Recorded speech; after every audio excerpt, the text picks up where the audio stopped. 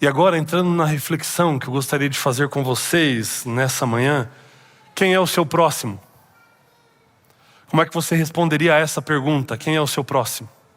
Que a gente usa muito isso, né? E fala muito a respeito disso, de ajudar o próximo, de amparar o próximo, de atender ao próximo. Quem é o seu próximo? E talvez a resposta mais pronta que nós teríamos na nossa mente aqui, nos nossos lábios, seria que próximo é aquele que está perto de nós ou que está ao nosso redor, que precisa de ajuda. Muitas vezes é isso que nós pensamos. Próximo é aquele que está perto e que precisa de ajuda ou a quem nós podemos ajudar. E está certo esse conceito, é isso mesmo. A Bíblia apresenta esse conceito de que próximo é realmente quem está perto. Pessoas que estão à nossa volta, pessoas que precisam de alguma ajuda e a quem nós podemos ajudar. Mas nós vamos ampliar um pouco o entendimento a respeito desse conceito da relação com o próximo, numa resposta que Jesus deu e no ensinamento que Jesus deixou para todos nós. Então, se você tem aí a sua Bíblia, abra no Evangelho de Lucas no capítulo 10. Porque alguém certa vez fez essa pergunta para Jesus também: quem é o meu próximo? E nós vamos ver agora qual foi a resposta que Jesus deu. E nessa resposta de Jesus, um grande aprendizado para todos nós. Jesus vai ampliar esse conceito, vai ampliar o sentido e o conhecimento que as pessoas naquele momento tinham a respeito disso, de quem é o nosso próximo. Lucas capítulo 10, a partir do verso 25, e nós vamos ler primeiro a história e depois nós vamos fazer algumas considerações sobre alguns pontos dela. E a Bíblia diz assim: certa ocasião, um perito na lei levantou-se para pôr Jesus à prova e lhe perguntou: mestre, o que preciso fazer para herdar a vida eterna? A Bíblia já vai começar a apresentar para nós a intenção desse doutor da lei, desse perito da lei. O que era esse doutor da lei? Ele era um sábio, ele era um rabino, que tinha por ofício ler as Escrituras, o Antigo Testamento, e explicar para as pessoas como elas deveriam colocar as Escrituras na prática. Isso era um doutor da lei. Ele era conhecedor de todo o Antigo Testamento e ele ensinava para as pessoas como aquilo se manifestava na vida diária. E ele vem e pergunta para Jesus: Senhor, o que eu preciso fazer para herdar a vida eterna? E aí a Bíblia diz que a intenção dele era colocar Jesus à prova, era pegar Jesus em alguma falha na sua resposta. Mas aí Jesus devolve com uma pergunta. Isso é costumeiro, né? Jesus fazer.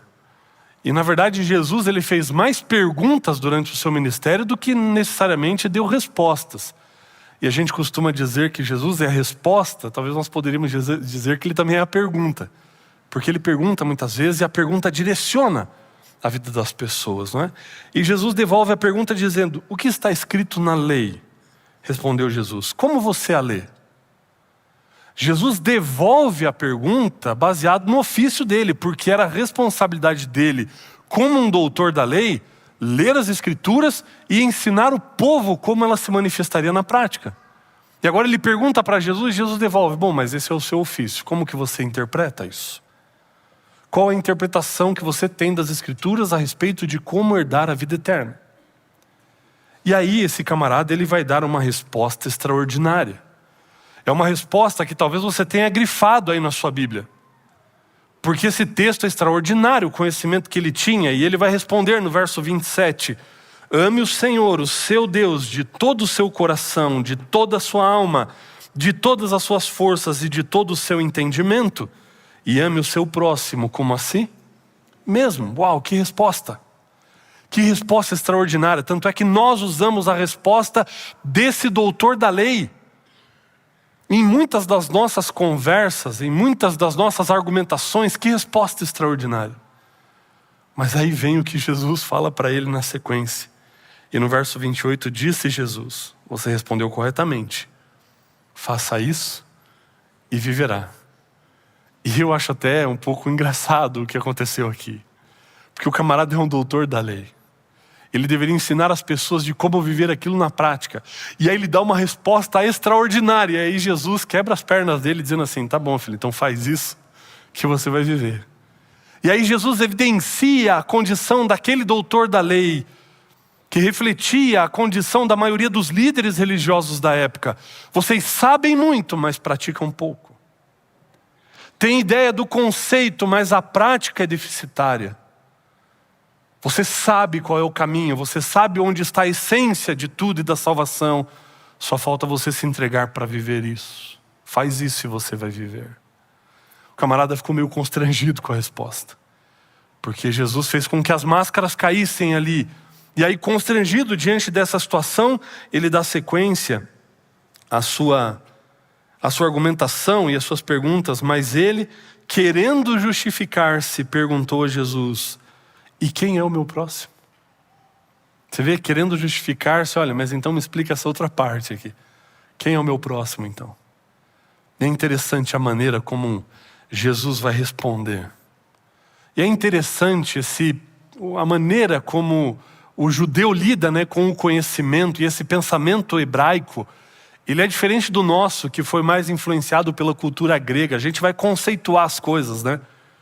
Olha o que é. Bom, vamos começar pelo que não é. Então não é isso, não é que a gente vai conceituar muita coisa. O pensamento é diferente. E aí Jesus vai contar uma história.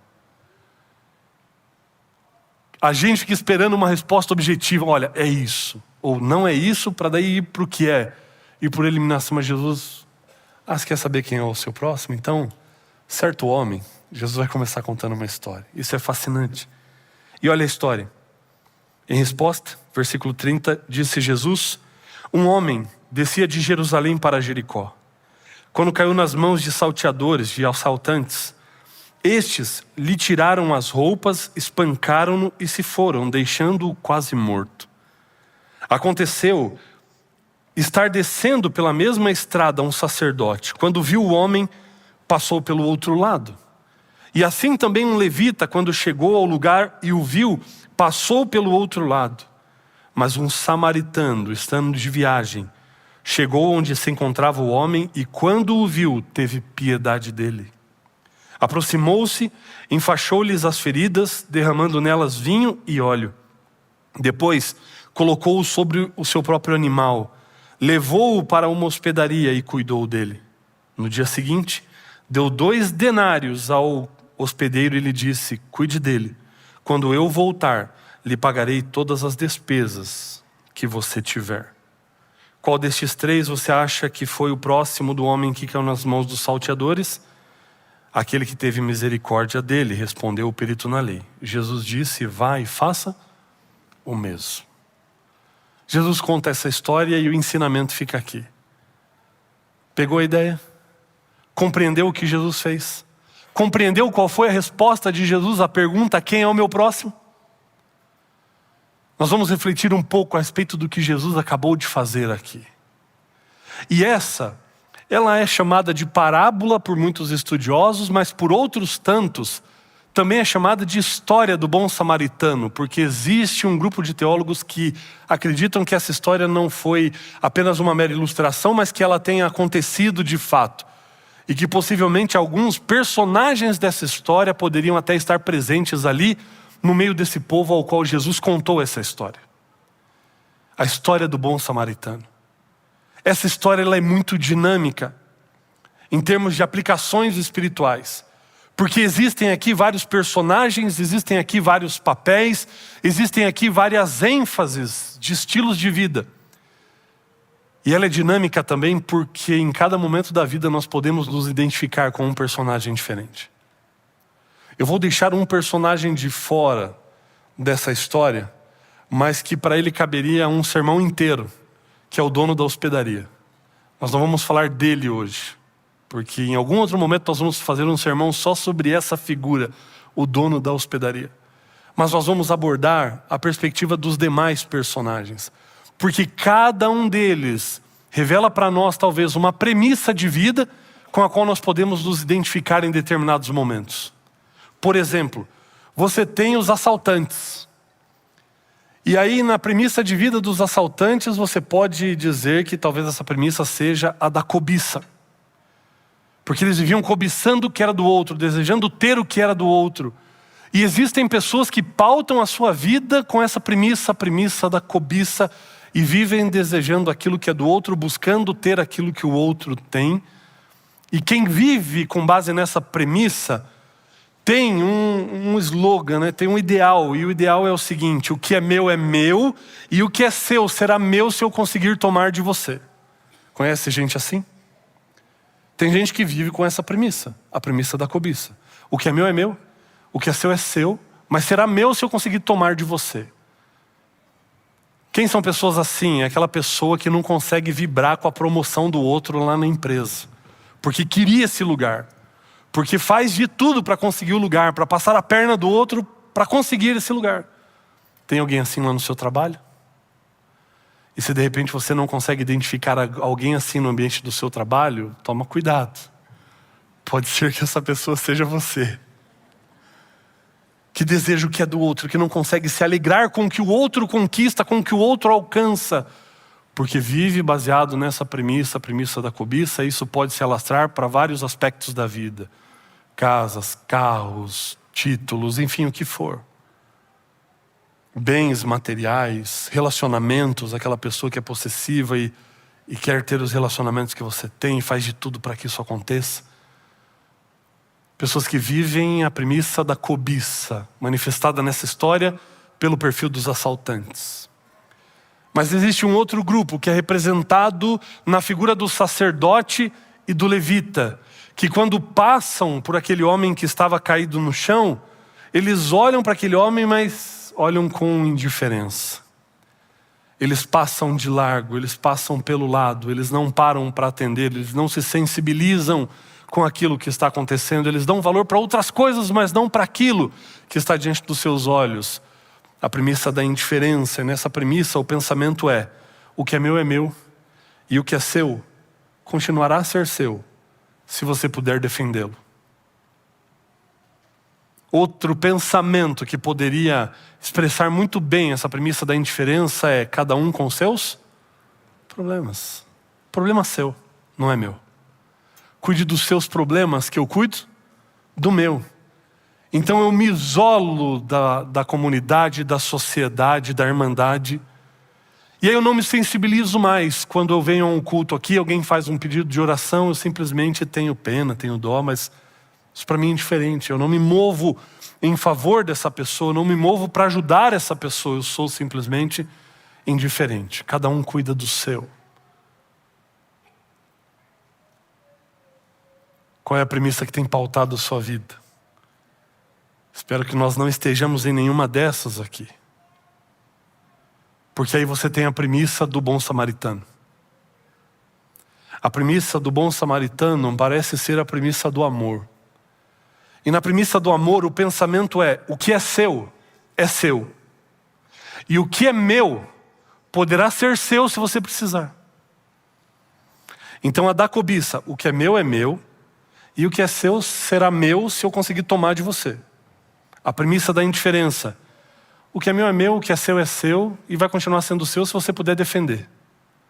Agora a premissa do amor: o que é seu, e o que é meu poderá ser seu, se você precisar. Essa é a premissa da vida do bom samaritano.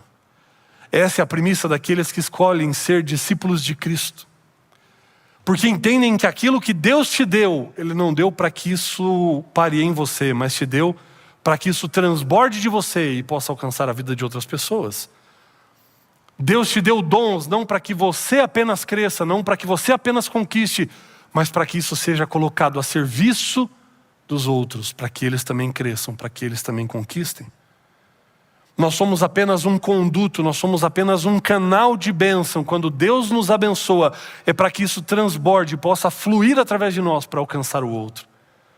O que é seu, e o que é meu pode ser seu, se você precisar. E através dos atos do bom samaritano, isso fica muito evidente. Que realmente a vida desse homem era pautado por isso, porque olha só quais foram as atitudes desse homem diante daquela situação, daquela realidade. Quando Jesus começa dizendo que um homem saiu de Jerusalém para Jericó, ele está nitidamente dentro daquele contexto, sugerindo que se tratava de um judeu, que estava saindo de Jerusalém e tomando aquela estrada. Ele é assaltado no meio do caminho, ele fica numa condição indefesa, vulnerável, semi-morto. E aí de repente Jesus chega na história, fala do sacerdote, do levita, líderes espirituais, pessoas muito conceituadas naquela sociedade, dentro daquele contexto. Só que essas pessoas não têm empatia. Aquelas pessoas não sentem compaixão por aquele que está no chão. E aí quando Jesus fala a palavra samaritano, a audiência torce o nariz. Porque o samaritano não era bem quisto naquele contexto. O samaritano não era bem-vindo ali, naquele meio. Por quê? Você já deve ter ouvido falar que os judeus não se davam com os samaritanos. Mas por que não se davam com os samaritanos? Isso é histórico. Na verdade, os samaritanos, eles são também povo de Israel, são descendentes de Israel. Mas os samaritanos fazem parte das 10 tribos que, quando o reino se dividiu ali com o filho de Salomão, que se eu não me engano era Roboão, eu sempre confundo Jeroboão, Roboão, mas com o filho de Salomão o reino se dividiu. O reino do sul, com a capital em Jerusalém, ficou só com 2 tribos. E 10 tribos foram para o reino do norte, com a capital em Samaria. Então por isso os samaritanos fazem parte das 12 tribos de Israel, mas moravam no norte, cuja capital era Samaria. E eles tiveram conflitos, eles não se ajudaram em algumas guerras, em alguns momentos eles até guerrearam um contra o outro. Então isso era histórico já, esse desafeto entre os samaritanos e os judeus. Além disso, os samaritanos, o povo de Israel do norte, porque aí você vai ter Judá, na verdade, a nomenclatura que a Bíblia vai usar, o povo de Judá é o povo do sul, o povo de Israel é o povo do norte. O povo de Israel acabou se casando com com pessoas de outras nações, de outras nacionalidades, e no conceito dele isso foi uma desobediência ao que Deus tinha solicitado para o povo. Então, esse desafeto vem daí, de terem guerreado, de terem descumprido alguns princípios, dessas divergências. Então os samaritanos não se davam com os judeus e vice-versa. Quando Jesus fala o samaritano apareceu, Jesus desagradou um pouco a audiência. Mas olha só as atitudes desse samaritano. Porque se era um samaritano que passava pelo caminho, reconheceu que aquele homem que estava ali deitado, semi-morto, era um judeu. E por reconhecer que era um judeu, o que ele poderia ter feito? Passado de lado. Ele podia ter sido indiferente, porque ele poderia ter pensado, olha, é um judeu, esse cara me detesta. Eu não sei nem se ele vai aceitar a minha ajuda por conta dessa divergência toda. E ele poderia ter pensado, bom, sendo um judeu, se fosse eu que estivesse no lugar dele, talvez ele não me ajudaria também. Então ele tinha inúmeras justificativas para passar também e deixar a situação ali. Mas ele não faz isso. O que ele faz? Ele reparou no ferido. Ele olhou para ele. Ele não foi indiferente. Mas ele usou a premissa do amor. O que é seu e o que é meu pode ser seu se você precisar. E o que ele faz? Ele para e ele vê a situação, ele é empático, ele sente compaixão. E ele para atender aquele que estava caído. Enquanto a nossa atitude, a nossa maneira de viver se assemelha ao samaritano. Por quantas situações nós temos passado de largo? Quão empático nós temos sido com a necessidade daqueles que estão à nossa volta? Quanta compaixão nós temos sentido? Pastor Amin Rodor, numa de suas meditações matinais, ele conta a história de um professor de um seminário de teologia que ia dar uma aula para os seus alunos sobre a história do bom samaritano. E ele então dividiu aqueles alunos em alguns grupos e pediu para que eles realizassem trabalhos, monografias, apresentações que explicassem a história do bom samaritano, abordassem todos os seus conceitos. Mas ele queria ensinar uma lição para os seus alunos. E enquanto ele preparava o conceito dessa aula, ele combinou também para que naquele dia um morador de rua viesse e ficasse sentado num dos corredores da faculdade. Ele deu então a tarefa, aqueles alunos tinham poucos minutos para preparar o seu conteúdo e depois apresentar à classe. E eles saíram pelos corredores para a biblioteca para poder pegar o máximo de material que eles pudessem para explicar a história do bom samaritano. Enquanto eles faziam isso, correndo de um lado para o outro, eles passavam por aquele homem que estava ali sentado num corredor, que pediu alguma ajuda, que pediu alguma esmola para aqueles alunos. E qual foi a resposta daqueles alunos? Olha, eu não posso te ajudar agora porque eu tenho um requisito para cumprir e eu preciso preparar um material para apresentar para o professor na sala de aula. Usaram de muitas justificativas para não pararem e atenderem aquele homem. Coisa que o sacerdote e o levita também fizeram. Eles tinham a desculpa da lei cerimonial que dizia que se eles tocassem num cadáver, eles estariam cerimonialmente impuros até o final daquele dia. E quem sabe usando até isso como uma desculpa, eles deixaram de atendê-lo. Assim como esses rapazes na universidade, com a desculpa de realizarem e cumprirem o requisito, acabaram não atendendo às necessidades daquele que estava ali pedindo. Será que essa não tem sido a nossa atitude também? Quão indiferente nós temos sido com relação às pessoas que estão à nossa volta. Quão indiferente nós temos sido com as carências, as necessidades que nos cercam. Será que nós temos percebido o ferido no nosso caminho? Será que nós temos percebido aquele que precisa de ajuda?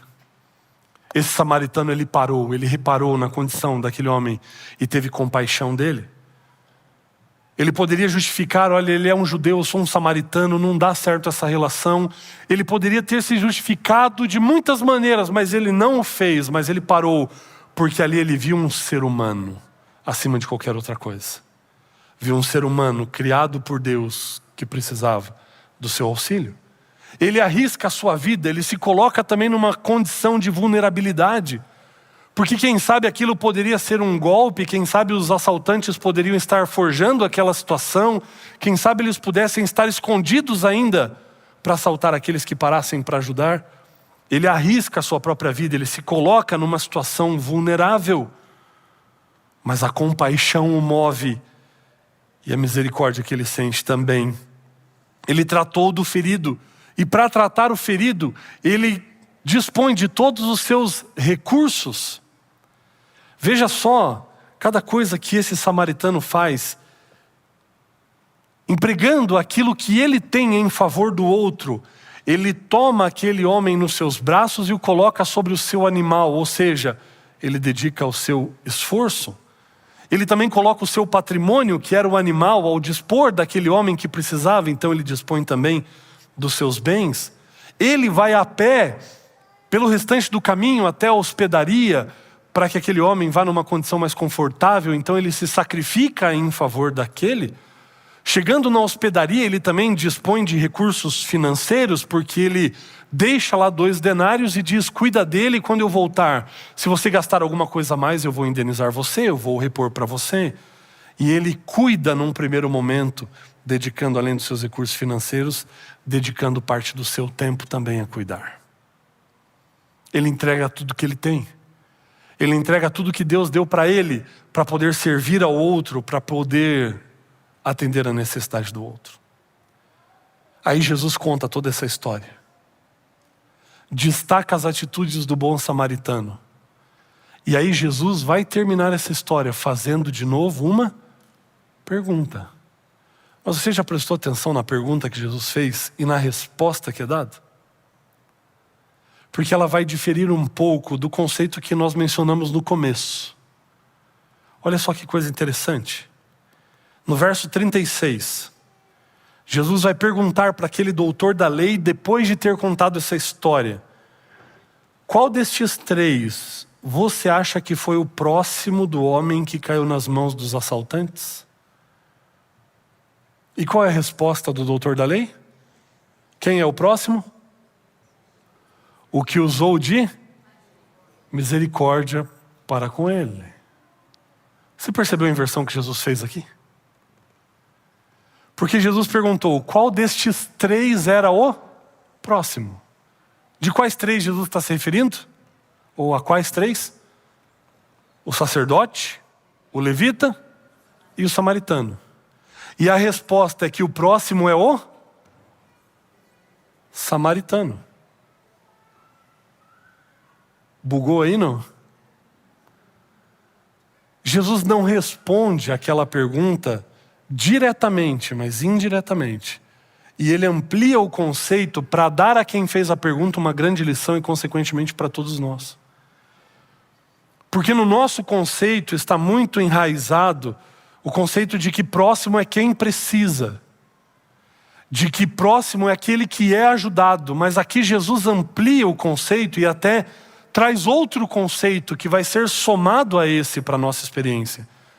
Porque aqui, no final da história de Jesus, próximo não é quem foi ajudado, mas próximo é aquele que ajudou. Então próximo é aquele que prestou ajuda, não aquele que precisou de ajuda. E aí, com base na conversa que eles tiveram no começo, ele estava dizendo: ame a Deus sobre todas as coisas e ao próximo como a ti mesmo. Quem é o meu próximo? Porque Jesus disse para ele: olha, faz isso e você vai viver. O que é que ele não estava fazendo? Que ele precisava fazer? Amar a Deus e ao próximo. Porque esse doutor da lei tinha se colocado num patamar e num pedestal espiritual de santidade. Olha, eu não preciso fazer muita coisa. Eu já estou nesse conceito, mas Jesus estava dizendo: você tem que descer desse pedestal e ir para o meio das pessoas, para você amar as pessoas.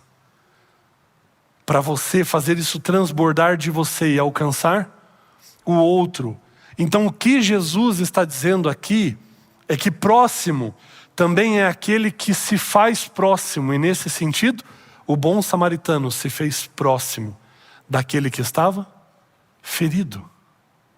Então, uma pergunta que a gente pode fazer a mais, além da que quem é o meu próximo, é: eu sou próximo de quem? De quem eu sou o próximo?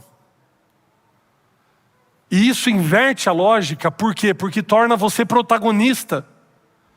Não é você esperar a demanda aparecer, mas é você buscá-la. No sentido de você se dispor a ajudar, a buscar ajudar, buscar contribuir, buscar fazer. E nesse sentido, eu posso me fazer próximo de todos. Eu posso decidir me tornar uma bênção para todos. Não esperar que isso apareça, não esperar que alguém peça, mas eu posso me aproximar de todos, me fazendo próximo, para levar para eles aquilo que Deus deu para mim, a fim de abençoar a vida das pessoas. Então o que Jesus está dizendo para ele é: sai desse pedestal e vai ser próximo de alguém. Sai desse pedestal e vai de fato ajudar as pessoas. Sai desse pedestal e vai atender as necessidades, porque eu capacitei você para fazer isso. E isso traz uma proatividade muito grande também, porque quando nós pensamos quem é o nosso próximo, eu posso ser muito seletivo nisso também. De pensar: não, acho que esse aqui não é o meu próximo. Não, eu acho que esse aqui não é de mim que precisa.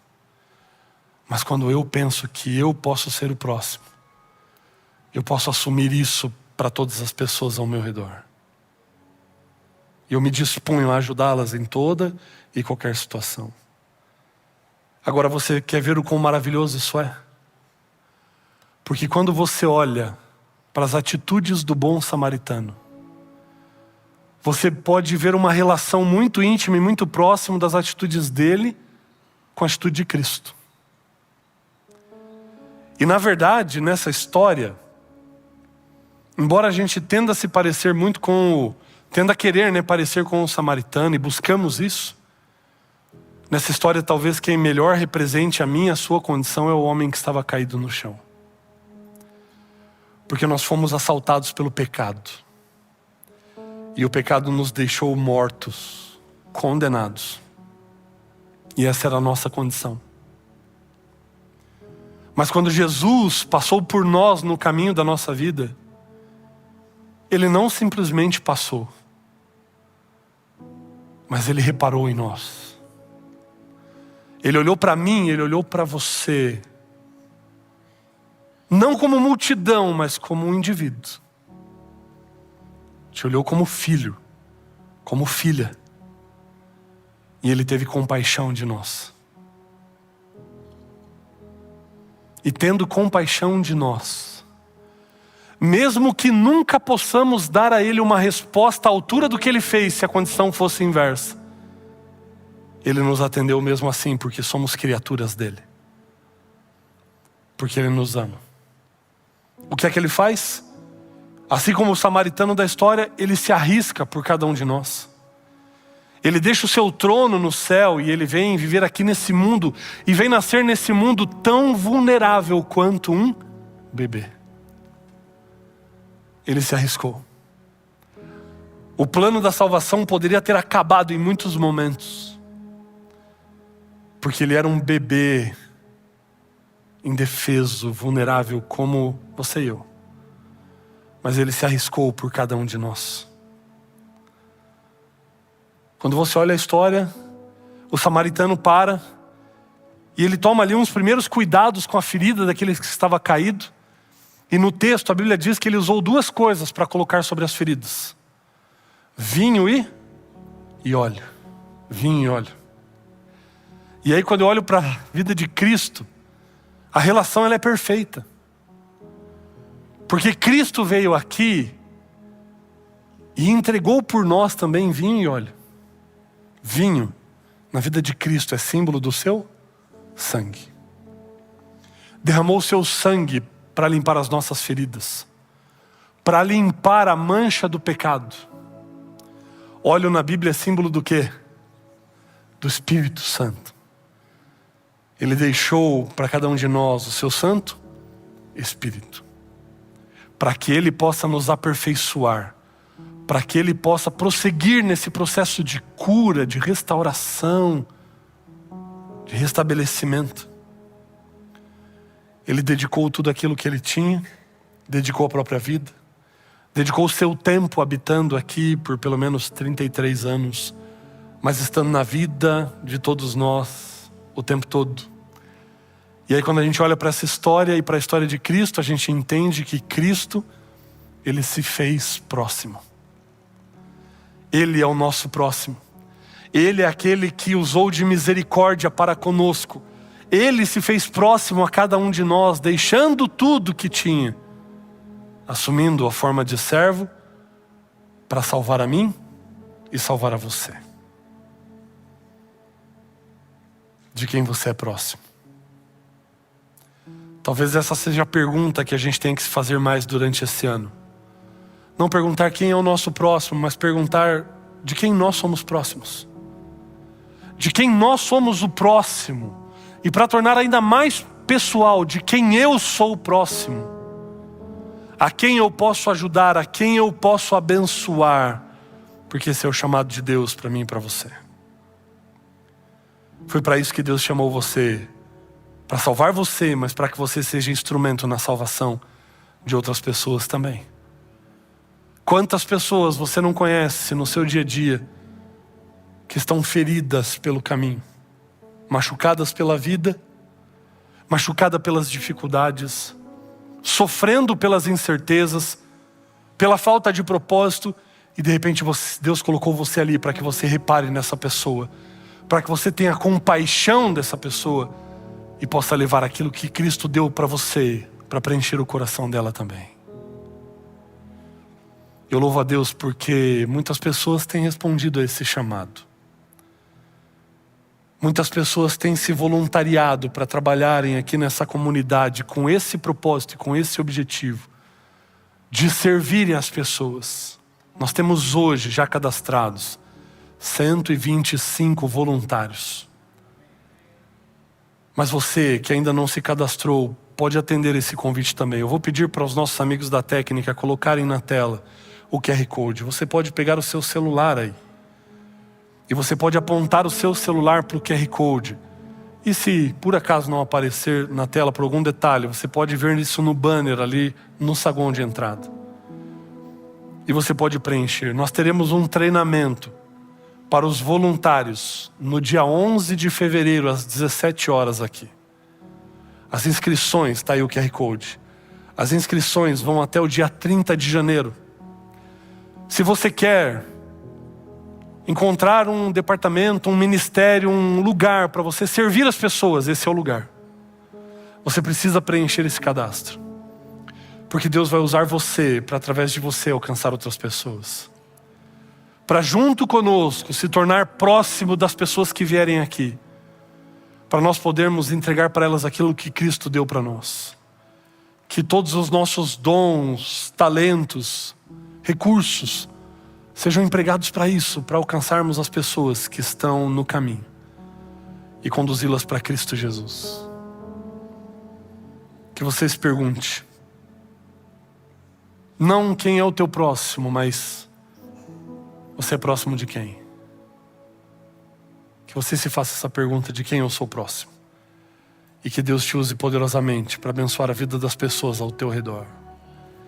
Que você possa curar as feridas. Que você possa trazer para cada uma delas paz. E que você seja instrumento para levá-las, já vou dar um spoiler aqui, aos cuidados do dono da hospedaria. Para que ele possa cuidar. Feche seus olhos. Querido Deus, às vezes nós somos confundidos nesse mundo e vivemos outras premissas que não são tuas.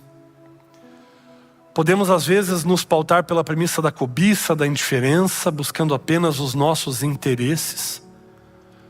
Mas nós queremos viver a premissa do amor, para colocarmos ao teu dispor tudo aquilo que o Senhor nos concedeu, em termos de dons, de talentos, de capacidade, de recursos, para abençoarmos as pessoas, para representarmos a Cristo, que se fez próximo a cada um de nós e que deu tudo de si para que fôssemos salvos.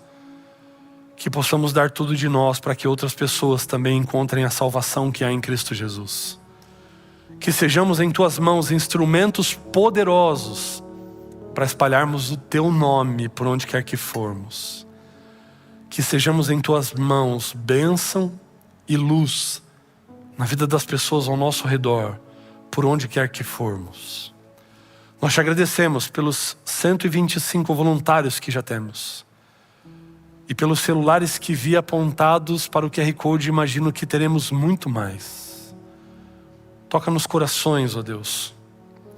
Desperta o desejo de te servir, para que com um grande exército possamos transformar essa rua, esse bairro, essa cidade, esse país. Movidos pelo teu Santo Espírito. Capacita-nos, ó Deus, a manifestarmos na nossa vida valores, princípios e atributos do Senhor Jesus. Pois é no nome dele que nós oramos. Amém.